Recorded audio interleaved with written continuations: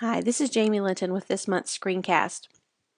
The topic of this month's newsletter is partnerships between teacher education and K-12 schools.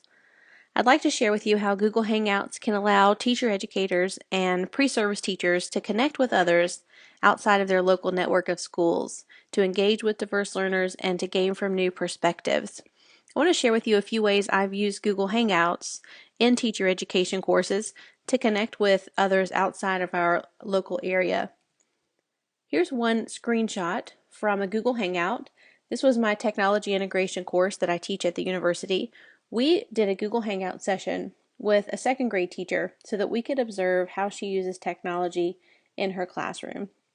Through the technology of Google Hangouts, my students and I were able to stay in our homes or stay in our dorm rooms and watch this lesson and then interact with the teacher afterwards. It was like we were sitting right there with her, but we didn't have to go anywhere. After her students left the class, we were able to interact with the teacher. We had a Q&A session, and we had the chance to ask her questions about how she uses technology in her planning and have a conversation with her just like we were there in her classroom. Google Hangouts can allow us to give our pre-service teachers virtual field experiences beyond just the local schools that they may have the opportunity to visit. I've also developed a partnership with a third grade classroom in Brooklyn, New York.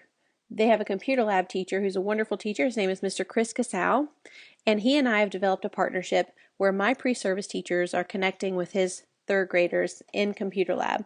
Each week we connect with these students, typically through Google Hangouts. One of our Hangout sessions was a mystery number Google Hangout. So my pre-service teachers were thinking of a number, and his third graders had to guess our number by asking us questions, and we were able to answer their questions to give them clues so they could guess our number. The pre-service teachers in my class are also learning about how to develop virtual field trips. So we're designing virtual field trips. We're going to send those virtually to our friends in Brooklyn. They're going to take our virtual field trips. They've already been giving us some feedback on those field trips so that we can make them better, and then we'll get some feedback afterwards to see how they felt about those. So this is a connection that couldn't have happened otherwise. Google Hangouts gives us an opportunity to connect with these students in real time and do more than we could do with our local school visits. Here are just a few other ideas for using Google Hangouts. You can have online class meetings through Google Hangouts. You can essentially be there when you can't be there. You can do collaborative planning with other educators. I've had several collaborative planning sessions with other teacher educators and K-12 educators through Google Hangouts. It's really the next best thing to meeting in person. I've also used it a lot to bring guest speakers into my classes. You can have virtual office hours through Google Hangouts. If you have students who are giving presentations, open their presentations up to a bigger audience through Google Hangouts. And you may even consider broadcasting an event to several different locations through Google Hangouts. It's a free software that would allow you to do that. If you're new to Google Hangouts or you're interested in learning more about how Google Hangouts works, here's a link you might want to check out.